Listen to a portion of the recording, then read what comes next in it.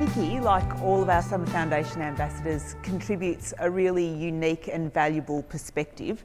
Vicki currently lives in a nursing home.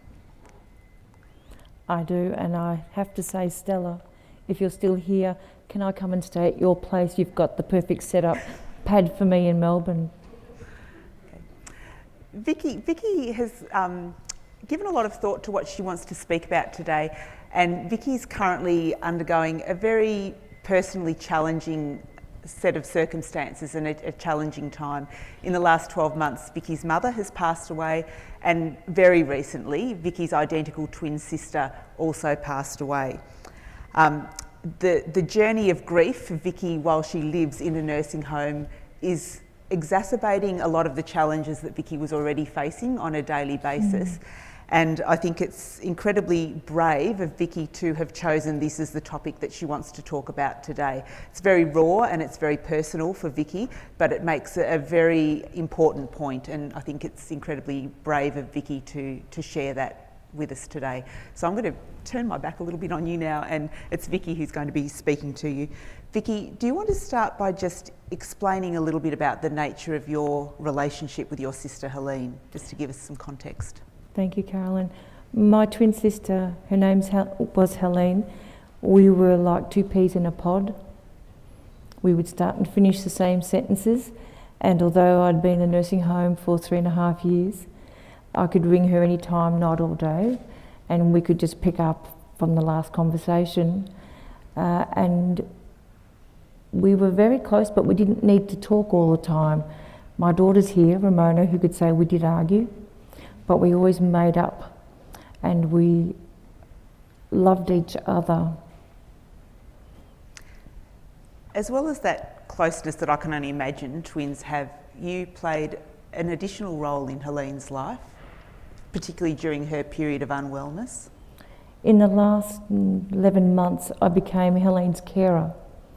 And as we came to an agreement, I was her support team, because after Mum died, I took on that responsibility of assisting her, trying to organise appointments, go to appointments, go down to see her every single day to make sure that she was okay.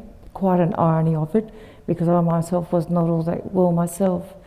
But I felt the need to be down there to keep a hands-on approach with the district nurses, to organise a maxi cab, organise an ambulance, go and see her in hospital, as well as the heart of my sister. So it was a huge, huge task at the same time, trying to go through the family home and declutter 3 houses that had amassed over 10 years. So the 2 tasks were at times insurmountable, but I love my twin sister, and it was something I think in the first 3 months I missed 2 days of going to see her. It's always struck me as a little bit ironic that you live in a nursing home and you're classified as high needs, yet you were the person providing that supporting role to your sister. My sister could get no funding, no care, and at the time she really needed, looking back in hindsight, nursing care. Missed by 2 days getting ACAS assessment and organisation. So that fell to me to really pick up the slack. And although the nursing staff at the nursing home where I live got quite irate that I was asking to get up and to go out and to do things like this and saying, you need looking after, I didn't have any choice. Vicki, you've spent the last little bit of time clearing out the home that Helene lived in and sorting through all of those possessions and belongings. That home's now occupied by other people. Yes. That's been a difficult, Gut-wrenching. Emotionally and physically a difficult thing for you to do. It's gut-wrenching, because the house is filled with memories, your dreams, your hopes, that we never planned to have an advent that will change in a second, how life's going to go for you.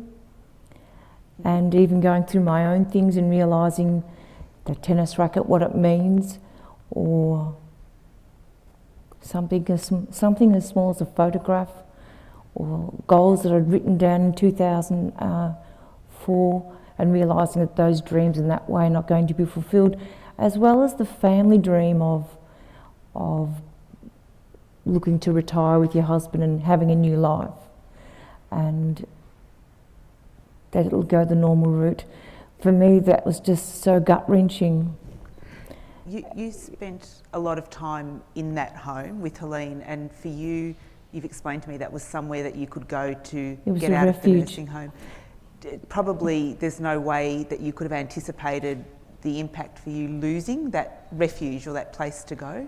I think I had taken for granted that home, the family home, was going to be there for me, and that I could, once I was set up in the house, I could sit there, I could read, I could scream, I could shout. I didn't have to moderate my behaviour. If I dropped a glass on the ground, it had happened. And although I could turn the TV on and I couldn't do much else, but I could sit and paint. But in the big picture things, I could hear silence. And I so took that for granted, because going through grieving with Helene, my twin sister,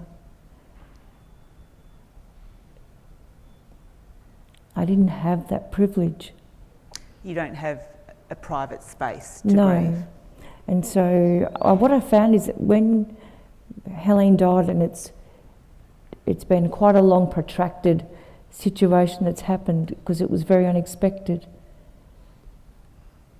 that the nursing home doesn't make a provision for grief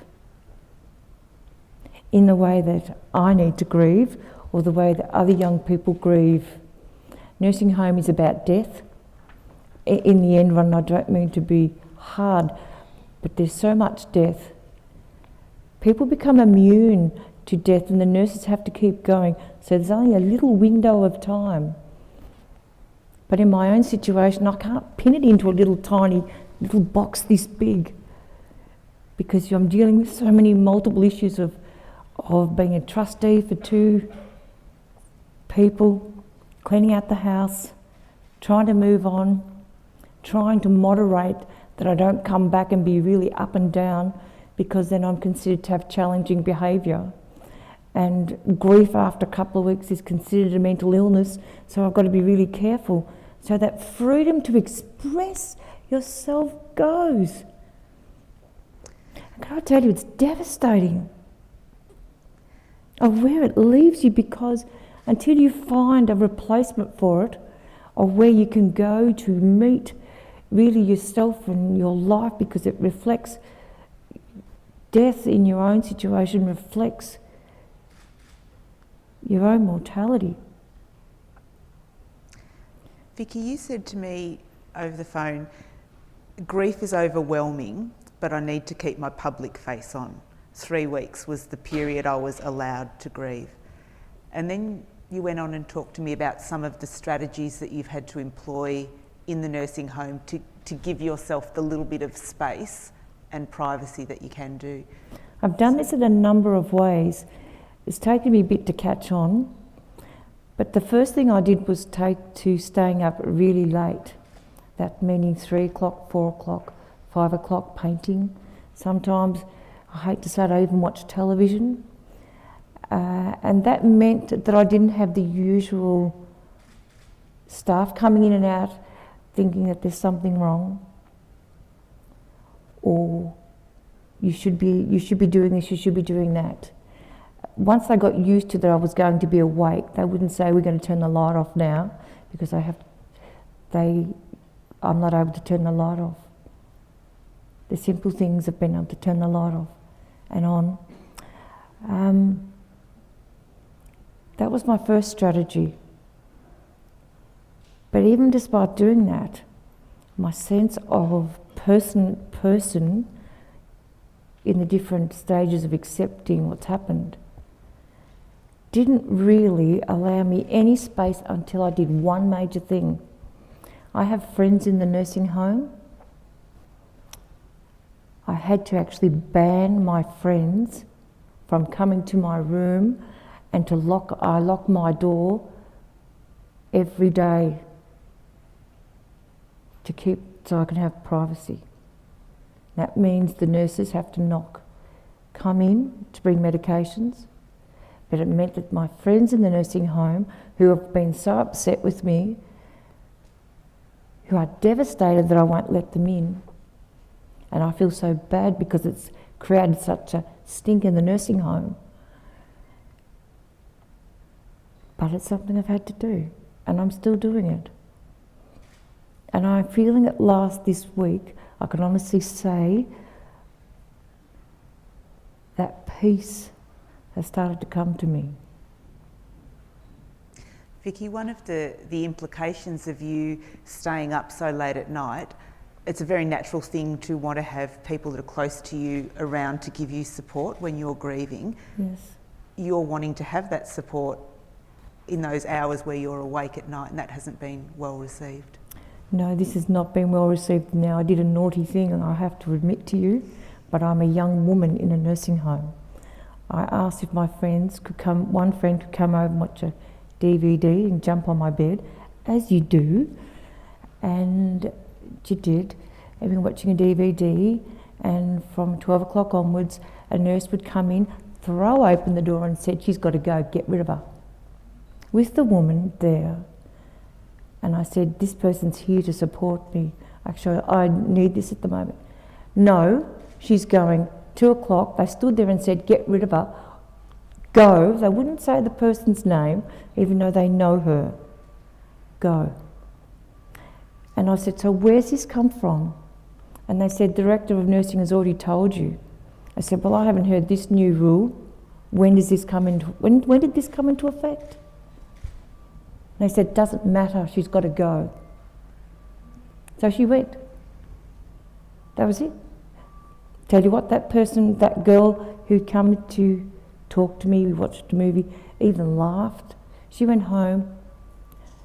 The Divisional 1 nurse in charge, who was the boss, who's at night in charge, she went out and closed the door as well.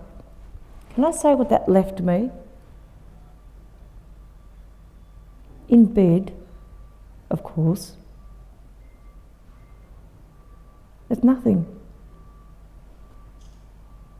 And I just felt this desperation. You know, we have our behaviour moderated. If I sleep in late in the morning, I get into trouble. I miss out my routine of having a wash twice a week because I choose to sleep in late.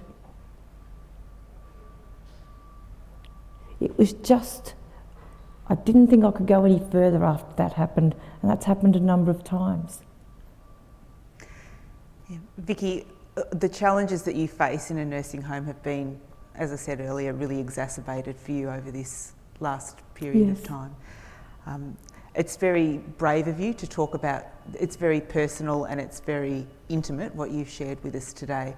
And I just want to make it clear, it was Vicki's choice to talk about this. And when Vicki and I sat down to think about what she might like to share today, this is the most important thing to her at the moment. And Vicki, you wanted to share this. Behind us is a picture that Vicki's drawn of herself and Helene. How long ago did you draw this, Vicki?